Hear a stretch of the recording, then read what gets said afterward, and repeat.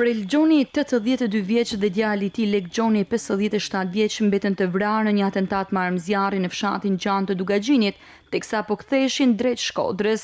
Në automjet ndodhej edhe Lazar Bashi, i cili u plagos dhe ndodhet jashtë rrezikut për jetën.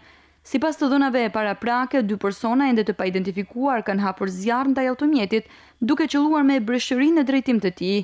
Prel dhe Lek Gjoni nuk munden t'i mbijetonin plagëve, ndërsa Lazar Bashi, i cili ndodhej në pjesën e pasme të Foristradës, u plagos.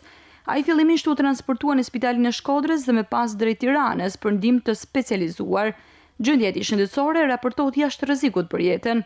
Në vend ngjarje, policia ka sekuestruar mbi 50 gëzhoja, ndërsa nga të dhënat paraprake dyshohet se janë përdorur 2 armëzjarri, një Kalashnikov dhe një MP5. Kjo përforcon dyshimet se në atentat kanë marrë pjesë të paktën 2 persona.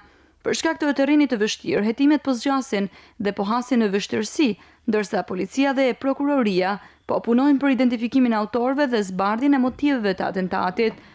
Një nga pistat që po verifikohet është edhe jeta personale e 57 vjeçarit, megjithse deri tani nuk ka prova konkrete që lidhin ngjarjen me një konflikt të njohur.